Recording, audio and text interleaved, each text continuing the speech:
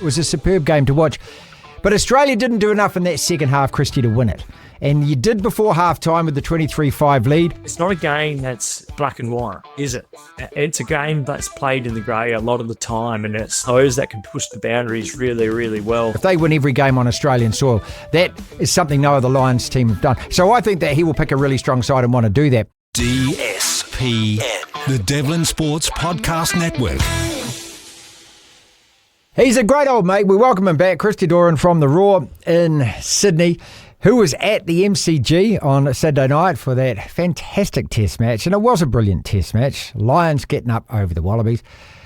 I guess we got to get it over with to start with, mate. It was a try. Was it a try? You said that just a couple of moments ago, mate, and I laughed then. I'm still laughing because by the letter of the law, I think it is a penalty. I can understand it's a 50-50, and wherever you are in the world, you're going to be divided by it. But I think it's a penalty. It's a penalty, Marta, and I would have hated it if I'm a Lions fan for that moment, the drama to be taken away, robbed away. But it's a huge miss, and it reminds me of 3 years ago. Remember when the Frenchman said we play, and Leonard Foley was pinged for not kicking the ball out, and that was Melbourne across the road from the MCG at the Marvel Stadium.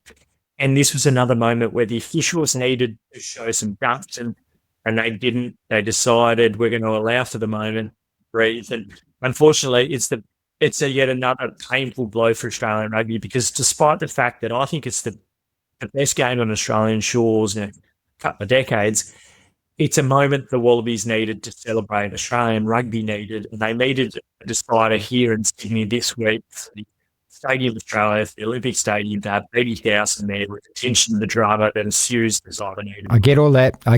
Let's go back to Foley. He was told 6 times by the ref, kick it out, kick it out, kick it out. And he was fanning around, no empathy for that situation whatsoever. As far as this one goes, though, you know, I think the bugger about it is, as a neutral watching this game, it was the best game of rugby all year. In you know, any comp, the whole either hemisphere, it was a superb game to watch. But Australia didn't do enough in that second half, Christy, to win it.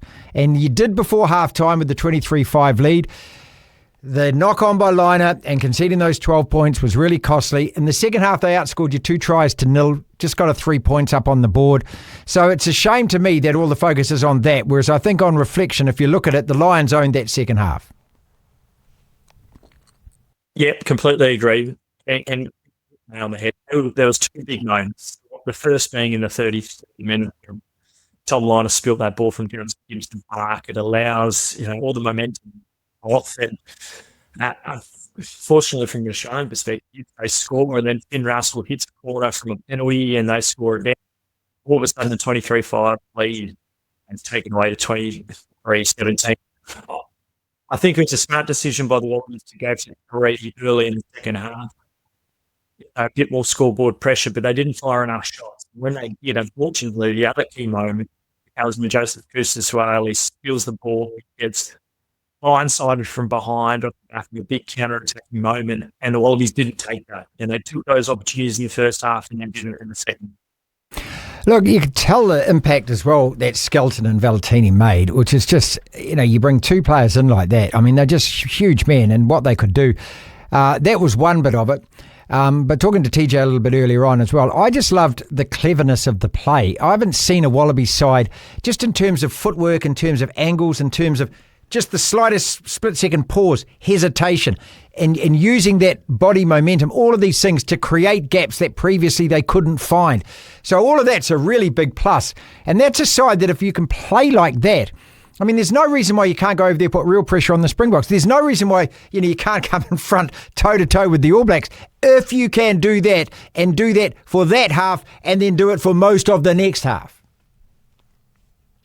Yeah, and unfortunately for Australian rugby, it's always been a case of if they can bust you up. And I asked Jake Gordon in the post-game, like I was talking about the fact that, yeah, you can get up for it, but Australian rugby's reminded people they can play rugby. Wallabies can play rugby. They can't play it consistently, and that's been the Achilles heel for the Wallabies for the last decade. You know, they beat the All Blacks occasionally. You remember the win in 2017. They couldn't back it up a year later. You know, They did it in 2020 again. They did it last year where they beat England Twickenham. Unfortunately, the momentum hasn't carried through, and that's because the side has had so many changes, probably so many coaches, and that the continuity hasn't been able to build. There's a little bit of that lack of mentality that the Wallabies and Australian rugby had for more than a decade, and that just comes from not playing in Super Rugby finals, big games consistently. So Saturday night's game is huge. More than anything for the performance, they need to ensure that they go back there and remind the world that the MCG performance wasn't just a one-off, because the Springboks, they're waiting. And this season can quickly get out of hand, knowing what's in front of it, unless they repeat the efforts from Saturday, where you're talking about frosty, the physicality that the guys like Skelton and Valetini provided. And unfortunately, this could be the last time we see Will Skelton for a long, long time. He's not going to be playing in the Rugby Championship, from my understanding.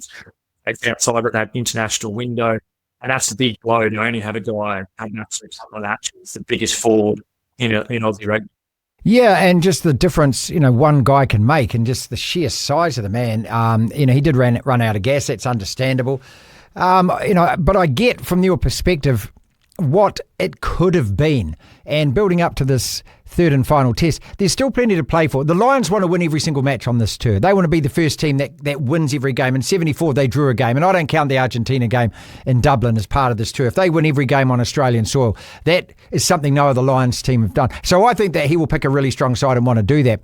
And Australia have got to front up and prove that first half performance especially isn't just a one-off. There's still plenty to play for. But all of us, every person who loves rugby would just adore it if it was 1-1 and everything to play for. And Australia had, on their own, beaten the best of the British Hemisphere. I mean, British and Irish Lions, but, from that part of the world. Yeah, it's a shame, isn't it? Because it's just the final bit of it isn't there.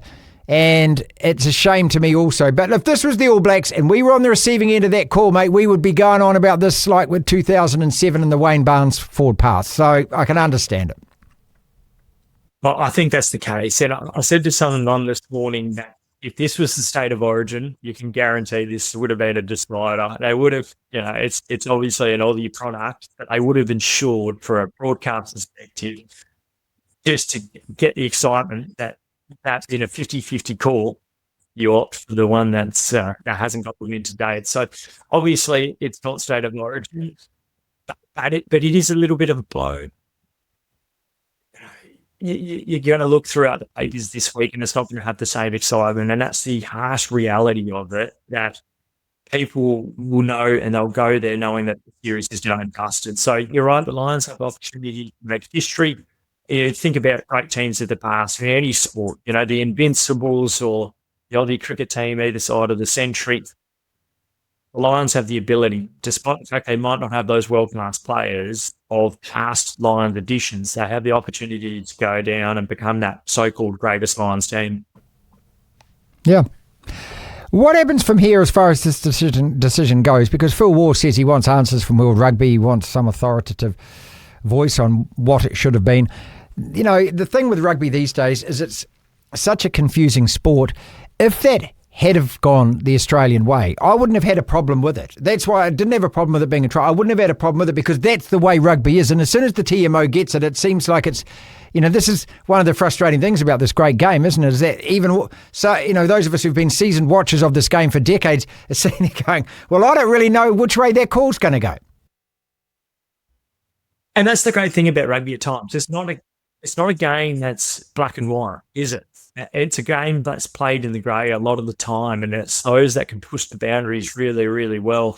But there's a couple of elements to this where I think if there was a stable Wallabies team with a stable captain, with a captain who had been announced and had been leading the side for some time, I wonder whether or not they would have had more influence throughout the game. Because if you remember Maro Atoja, didn't have any time for Harry Wilson. He was shooing him away, rushing him away. The referee was allowing for it to occur way too much. And to me, it just showed the fact that, unfortunately, Harry Wilson is a relatively fresh captain who wasn't backed in at the start of the series by saying, no, Harry Wilson is the captain. So that was just a little bit of a subtle kind of thing that I picked up throughout the test and I have throughout this series to today. The Lions haven't respected the Wallabies. Phil Walk can cry foul and ask for an apology. The reality is it doesn't matter. It's over. It's not going to change the score sheet, is it? So my understanding is that there might have already been an apology that's been offered, but more to that, it doesn't really matter. World Rugby is here in Australia at the moment. They're going to be here in Sydney talking about the 2027 World Cup throughout this week, so we'll find out a bit more as well. What was it like in the media box finally, mate? Because I should imagine that there just would have been a raft of emotions from everybody that was in there at the time. Did it get noisy or rowdy? Not especially, and as a journalist, the worst thing that can happen when there's a controversial moment in the 80th minute, and you've got to look dispassionately. You've got to somehow sit there and be neutral about all of this. Yeah, the greatest upset for Wallabies, since the 2003 semi-final, where I'll say, unfortunately, all that copy goes to the trash immediately. So, yeah, you got to think in your feed, and therefore it was pretty quiet. But it's everyone who's scrambling to get their coffee up and as quick as possible. So, yeah, it was a bit of a.